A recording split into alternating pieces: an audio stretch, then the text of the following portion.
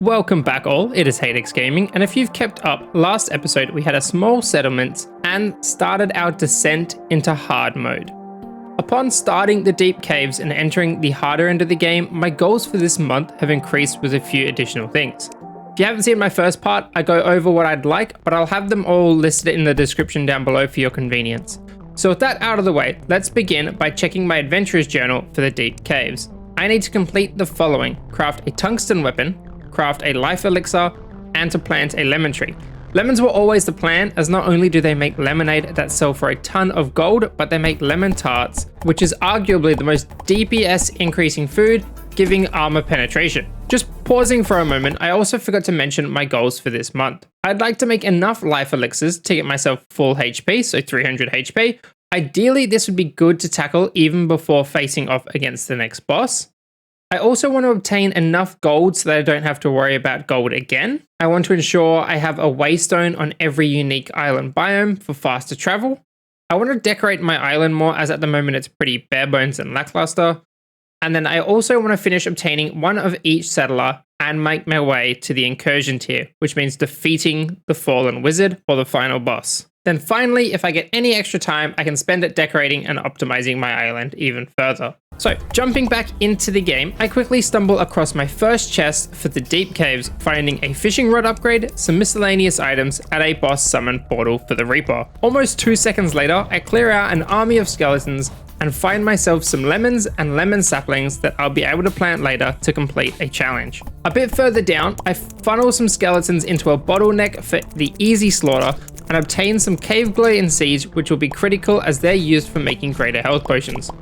As I flew over a huge lava pit, I found myself a chest with a lava stone in it. The negative enchant isn't too much of a worry, but it's the trinket that is important, as later I can combine it with a frost stone to obtain a frost fire trinket, and then combine that with my balanced foci to create a balanced frostfire trinket, essentially combining 6 different trinkets into one and boosting my damage by 15% for all classes, and giving me frost and burn damage over time for enemies I hit. Upon continuing deeper, I found myself an undead stronghold. These structures are entire rooms filled with containers, chests, and so much loot. The containers give a chance at life quartz, tungsten ore, and even tungsten bars. And then on top of that, I can snag some of the tungsten workstations to save myself some tungsten bars for creating my own. So I took the time and I did my best to try and clear it all out, as these also make for an easy area to dynamite to create an open space to fight the boss later.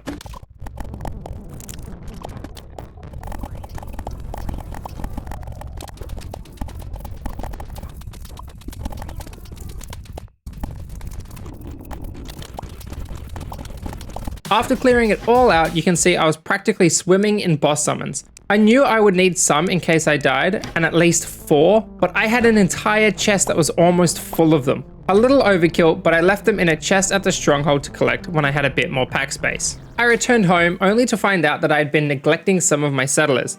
The pirate captain I had hired at the end of the last month was without a bed and essentially homeless.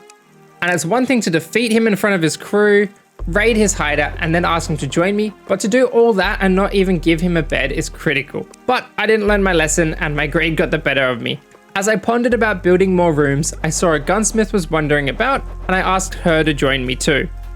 Now I had 2 settlers without a bed and probably not happy. I'm sure if I let them go any longer, they would go on strike. So like any decent person, I installed 2 new beds into an already crowded house and told them to bunk with the wizard and the stylist.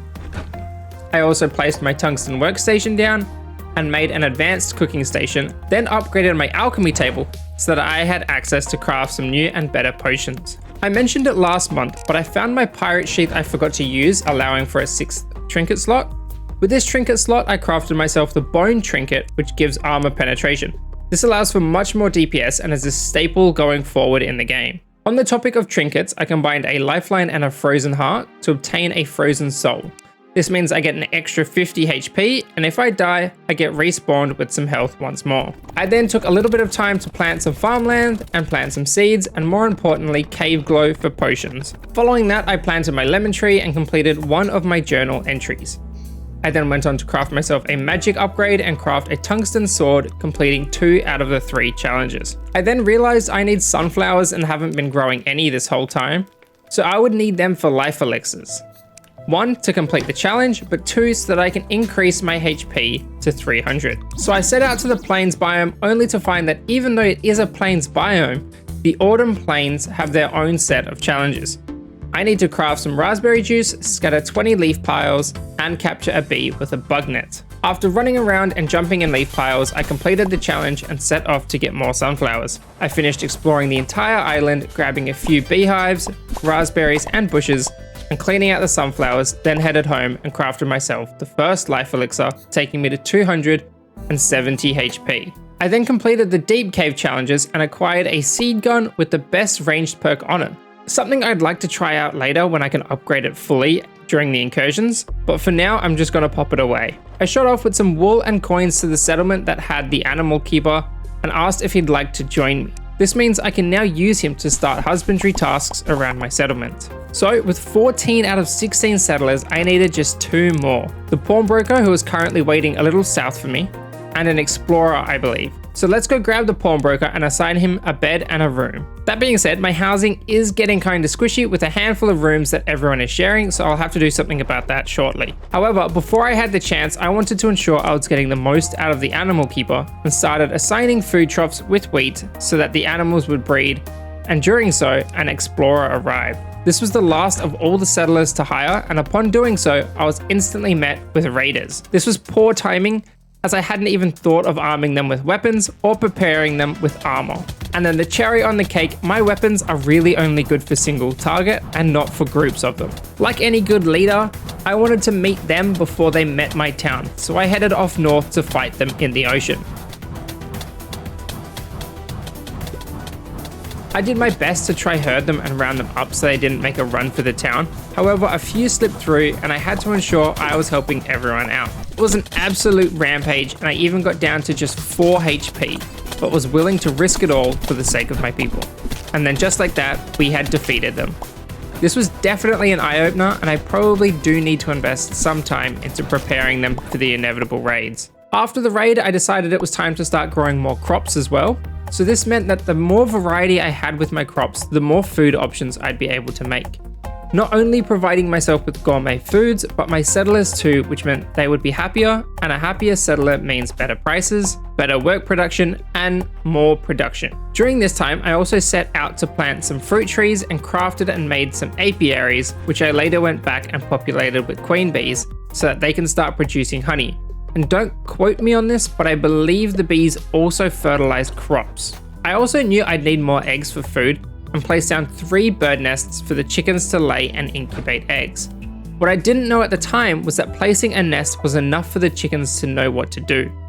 I didn't have to manually place eggs on them, but it was more of a muchness and only helped speed things up anyway. As I mentioned right back at the beginning, another goal of mine was to never have to worry about money.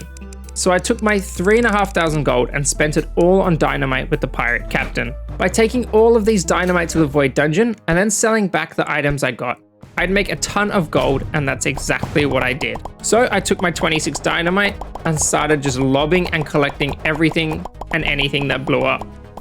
After using only half of them, I returned to the pawnbroker and sold it all for nearly 9,000 gold. This almost works out to be 1 dynamite is equal to 7 times its price in the void dungeon. I then went back and used the remaining 13 dynamite and then forgot to equip my item attractor, which increases the range at which I pick up items. This means that the blocks would come to me and I can focus on blasting out more areas. I yet again went back to the pawnbroker and sold that for 6,500 gold. A little bit less than last time, but still a huge profit. I now had 15.5 thousand gold and spent about 12,000 on 100 more dynamite. Returning yet again to the dungeon, my goal was to use all 100.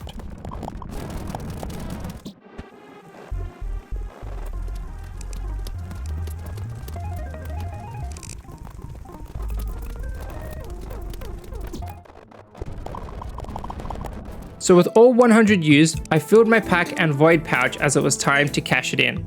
As I was selling it, I realized the furniture isn't too expensive and I could probably keep it for furnishing houses later, but I still sold my initial pack for 22,000 gold. In what felt like 10 minutes time, I went from 3,000 gold to 61,000 and had enough furniture to last a lifetime. Feeling like the settlement could do with a bit of a makeover, I set out on decorating it with some basic gravel paths for the areas that get a lot of travel through it. This just gave the town a nice vibe that I think turns out alright down the track. I also wanted to make a huge forestry zone from bottom to the top of my town so that I wouldn't have to clear any trees out and I could strategically place them later on. But as I was doing so, I found a small angler just living on my island. I never knew he was there and he wanted some unique fish, so I just left him alone for now. I also made my forestry zone and made sure that they weren't going to chop my fruit trees down. And I also made it so that they wouldn't replant them except for my small logging area behind my storage room. I made myself another life elixir and asked my miner to go out and fetch more life quartz. It's hard to come by, and this means that he can get it whilst I do other things. It's not the most thrilling content, but here is a quick time lapse of me just sorting my chests into more refined categories. It's a little tedious, but I do also plan on redoing the lot in a later month, unless an update comes out that makes me rethink my whole game plan. As I was flying around, I spotted a stubby bush on my island, and now in the last episode, a lot of people asked how to obtain one, and well, it's just a blueberry bush, but the blueberries are extra blue, and upon hovering over it, it says stabby bush. Once defeated, they will drop the summon. This one actually ended up with a better enchantment on it than my current one, so I kept a new one. So I decided I had done a bit of base work, some automation, had completed my deep cave missions, and now it was time to go fight the Reaper. Upon exploring a bit in the deep caves, I found some rubies, which are always useful, considering that the ruby summon is the best summon in the game, but it is tied to late game incursions. I used some dynamite I had on my character to clean out some space for an arena, and summon the boss.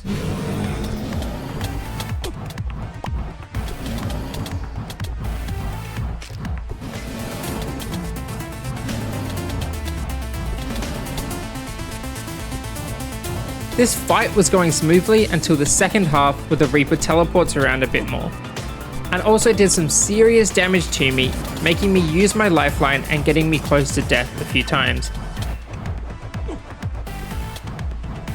However, I did snag the win, and for whatever reason, the game dropped a Death Ripper minigun with the masterful enchantments. It was as if the game was trying to convince me to play range, first the seed gun and now this. So I head back, hand in my quest, and obtain a hoverboard, which is fitting considering the Reaper also hovers, but this is the best mount, or arguably the best mount in the game. The broomstick has a bit more drift and can fly over things on the surface, but the hoverboard feels more precise and can dash, allowing for quicker traversal. With another boss down, I decided to do some more work on my settlement, starting with building a pen for when I eventually get some pigs. Then I'll have a farm for each of the animals that produce food. I also got to creating some more housing so that the settlers can stop sharing some rooms, and started on a guard station that has 2 rooms.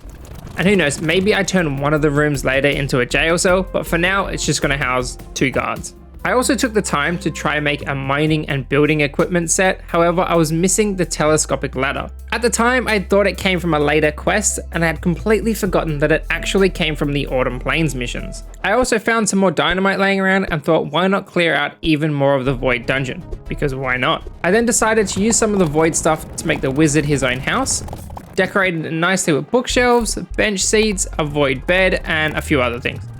I also went back to the Void dungeon to get some Void floor, which I obtained by using tile bombs. Then, much to my joy and surprise, the traveling merchant was here with some pigs and boars. I bought them off him right away and got them set up nicely into my pen that I made earlier. During this time, I'd been sending my miner out to get life quartz and had enough to make myself 8 more elixirs, bringing my total up to 310 HP, or 300 maximum HP, and then I get an extra 10 from my enchantments that are on my Vampire's Gift trinket. One of my tasks as well was to automate my crafting a bit too. So I punched in the recipes for sand, glass bottles, and some potions into my furnace and alchemy table so that I would always have a steady supply of health potions. I crafted shadow armor and ultimately wasn't sure if I wanted to swap to range or stay as magic, but decided to stay as magic as it isn't a class I play often. With some new armor, it was time to set off to the deep ice caves. I placed a waystone down and a deep ladder and took a look at my missions. I needed ice skates to not slip on the ice, to craft a landscaping station, which is oddly a super easy task, and to have 5 active buffs, which is a no-brainer as this area's boss is a toughie. The reward for this is a miner's prosthetic, which does cleave damage to rocks when mining, making it an insane mining tool. I feel like I spent an eternity in these caves. My single target damage weapon wasn't doing me any favors. And not only did I have to find the ice skates in a chest, but there was another item I was chasing, the frost stone. I needed one of those to complete the best trinket in the game. That being said, my first chest contained the spike boots I needed and a boss summon. So if it wasn't for the frost stone, I would have been done. But this did give me time to obtain glacial ores to make armor for myself and some extra pieces for settlers. Sometime later, I returned home and crafted myself the spiked bat boots, giving me 25% movement speed and the ability to traverse ice without it being a slip and slide. I also crafted my landscaping station, which, if you're unaware, allows you to craft otherwise unobtainable blocks and decorative items. Heading back into the caves, I started to work on blasting an arena for myself. The Cryo Queen is a very agile and nimble boss that isn't bound by the walls of the cave, so ensuring maximum open space is cleaned out, the better. I buffed up preparing for the fight, completing my last challenge, and then I started the fight. This was a fight I usually don't look forward to, but somehow it went alright. I'll let some of it play out now.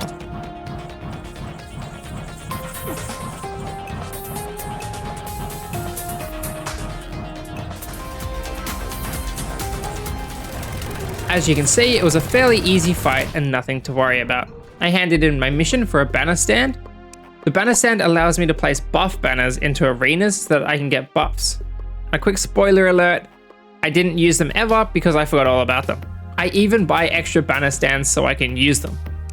Jumping into the deep swamp, my most dreaded area, I saw I had to complete some missions. I had to have a full enchanted armor set equipped, so that will just cost a bit of money, not a big deal. Craft a decaying leaf, which is just the boss summon item, so I probably would have done that anyway.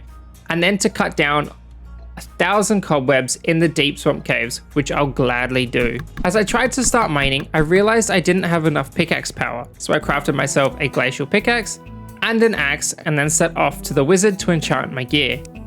He must have liked me because I got some decent enchantments right away and didn't have to spend too much money on armor that would later on just be replaced. I headed back, completed my mission, and within 2 seconds found a chest containing 3 lemon saplings.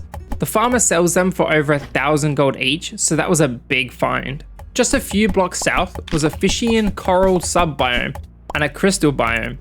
However, after gathering all the crystals, I quickly got DPS checked and couldn't handle the swarm of enemies and had to retreat. I collected up a bit of courage and went back down, knowing if I lit the place up with torches, less enemies would spawn.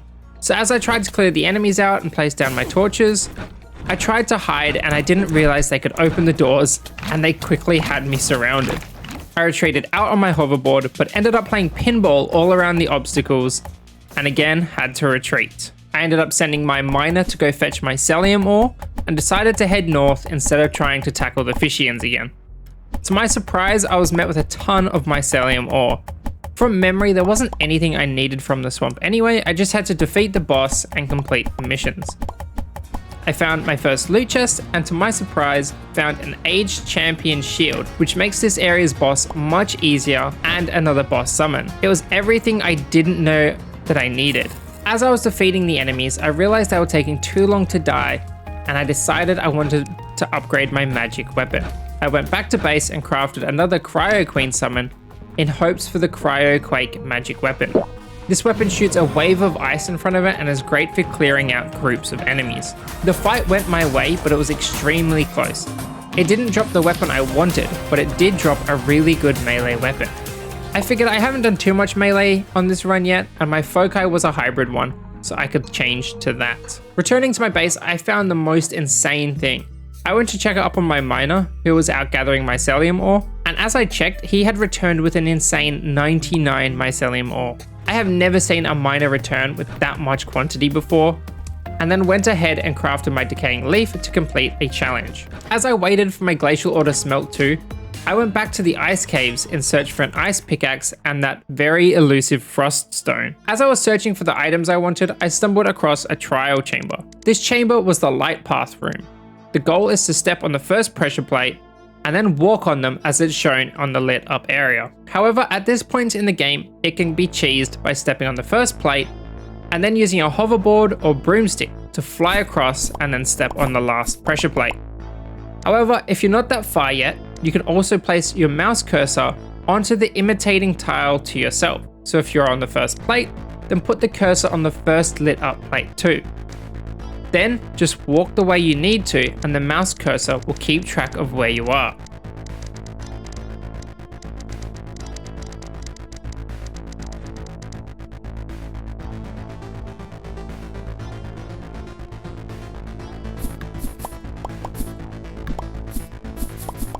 Amongst my loot, I found my ice pickaxe and some other goodies. I then went back to base to craft up the rest of my glacial armor set. The set bonus for this is that when I attack, I also shoot out an ice projectile, which is really good for a melee build. And then again, I went back to look for my frost zone. I had looted so many chests and still couldn't find it.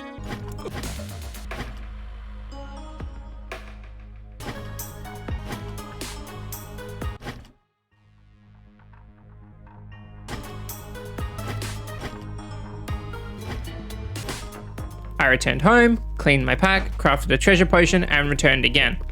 Right at the beginning of my ladder were a couple of chests I could see with the potion, so that potion already came in super handy, although I still could not find it. I eventually got tired of looting the supply chests and just broke them down, but nearby was an actual loot chest, so I cleaned the mobs, opened it up, and oh my lordy, was I happy to see that frost zone.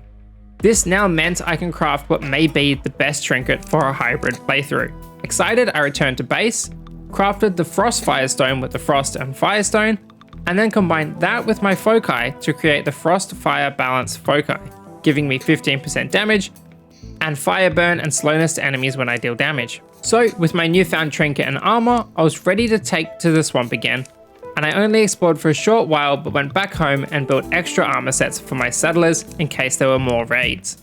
After trying to clear out a ton of room, I got overwhelmed and was shot down, taking an arrow to the knee by a swamp dweller. I returned again, and as I was exploring, I finished the mission to clear out the cobwebs and found myself the druid's great bow.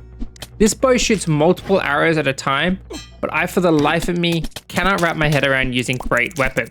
I then restocked my gear, headed down for the boss fight, and then for this fight I used the shield. The shield allows me to move around and reposition during his dash attacks, but to also make sure I don't take full damage from them. The glaive also is insane with its fast hit speed, allowing me to deal insane damage, and the more I used it, the more segments of its body I could hit. This fight ended up going pretty well.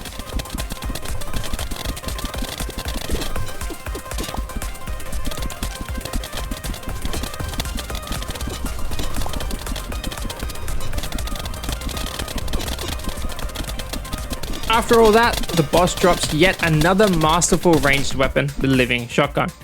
If I was using range, that would be a top tier weapon with some void bullets. However, as I was chasing the melee weapon it drops, the venom slasher, as I've never actually used it before, and even if it was kinda bad my settlers could then use it, I went and versed another. This time round it dropped the summon weapon, which to me is a top tier summon until the end game incursions. These slimes do contact damage for anything passing through it, which is great for bosses that actively try to hunt you down. I also returned and handed in my quest to the Elder, getting a portal flask. This is an amazing item as I can drop a portal, return home, deposit my goods, do my things, and then return back through the portal to go directly where I left off. If there was a reason to do the Elder quests, this reward is it. I had just one biome left, the deep desert. Filled with treasures and not just one, but 2 bosses await. So, as I always do with the deep desert, I start by lighting up and exploring each pathway. What most don't realize is that by looting all of the chests along the way and smashing all the pots and crates along the way, you normally end up with enough ancient fossil bars to get the full armor set. Of course, I naturally also chase down every caveling along the way, as 1, the chase is fun, but 2, the amount of ores you get is insane and stops the need to go searching for ores. I also forgot to check my tasks, but find and loot a trinket from the deep desert caves was one of them, so I guess that's 1 of 3 down. And with those ancient fossil bars, I crafted a full melee set, and it gave the bonus that when I activate it, I got 100% crit chance for 5 seconds, which is insane if I remember to use it. I also went back and checked my tasks, and another task was to one-shot a skeleton. Now the only way I knew how to do this originally is to just come back later with a higher tier of armor, but I thought why not try out the new necrotic greatsword with some buffs. It wasn't working as the full swing also dealt a projectile that somehow manages to hit at the same time as the swing. So I found out by only charging it to stage 2 and activating my 100% crit chance, I could get the one shot off. And then my final mission was to find a way deeper by defeating Sage and Grit, the double trouble dragons. So I started the fight and the twin dragons flew down and tried to put an end to me. I've always enjoyed this fight. Whilst on brutal mode, it lives up to the name, but with a glaive and some good armor, this boss was quite the breeze. I did start to lose a lot of health towards the end, but that's because I still knew I had my lifeline trinket, and I did just want to rush the boss down. After defeating it, it dropped a dragon lance, not your traditional horseback lance, but a direct laser beam of dragon breath. A very strong weapon, however it does keep you stationed in the one place. Moving on, I head down the staircase and complete the journal entry for the deep desert, getting a seahorse water mount. It's very fast and liquid, but very slow on land. It can go in lava just fine, but you will need a fire resistant potion active to not burn. I also noticed the temple had its own missions, probably the last out of all of them for now.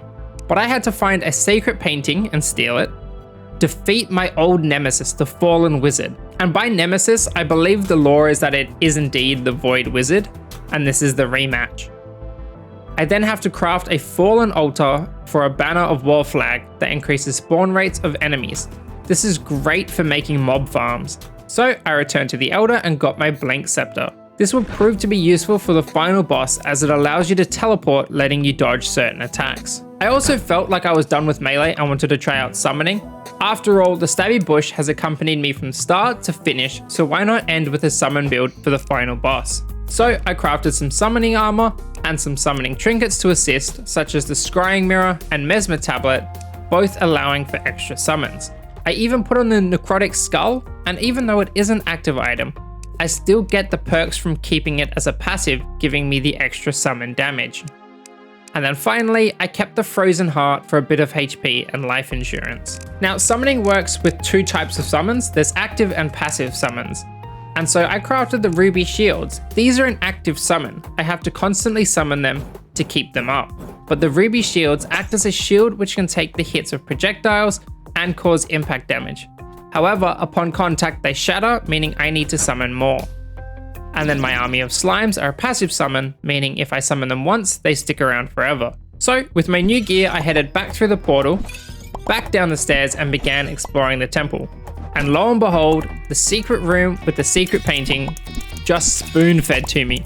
What an easy challenge.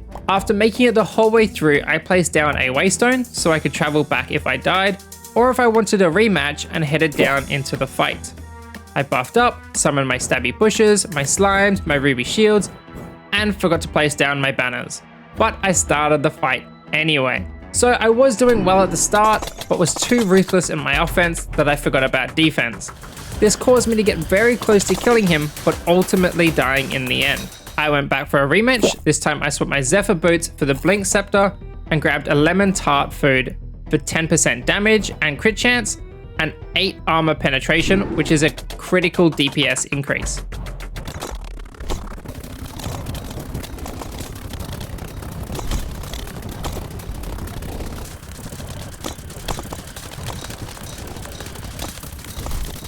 Anyways, this fight goes way better. Dicey, but still better, and I complete the challenge and get a few goodies. I get a wizard sock, giving me my 7th and final trinket slot, and an abyssal cloak, giving me my 4th and final armor set slot.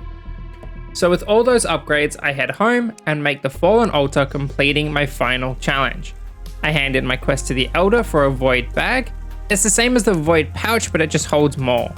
And that's when I realized I missed out on all the buffs I could have had from banner flags. So I placed down the fallen altar and completed my adventurer's journal challenges. Also being very confused, I looked up the recipe for the toolbox and realized I'm still missing the telescopic ladder.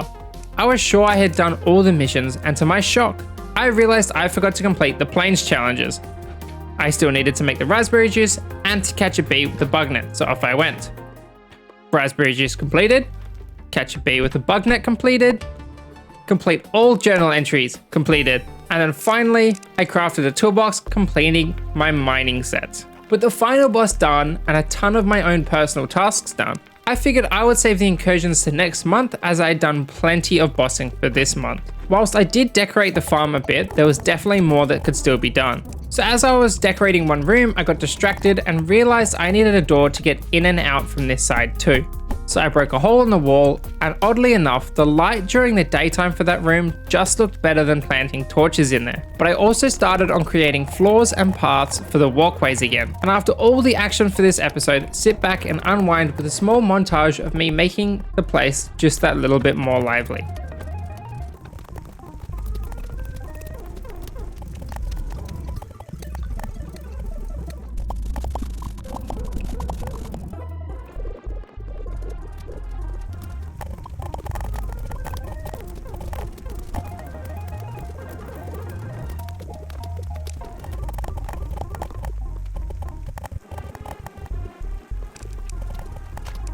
As I was decorating and making my settlement look alive, I had thought there's a small island off the south of my island, and I can't keep my fallen altar in the elder's house forever, so why not create its own little island for it?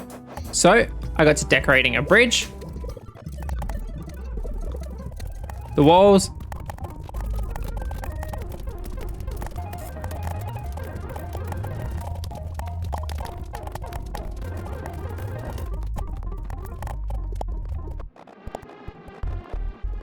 the floors,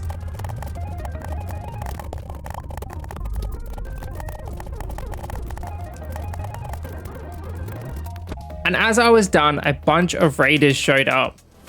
These raiders though didn't stand much of a chance, and I swiftly dealt with them as they had just reached the shorelines. Enough of that though, I went back to finish my altar island with a few final touches. Added some water here, a bridge or two there, added some grass, and I think it turned out alright. Then to wrap up some finishing touches to my settlement for now, I hired the angler who resided to the south, house included, built a room for myself so that when I did teleport back I'd be closer to my storage, and then one final goal I wanted was a vampire spawner.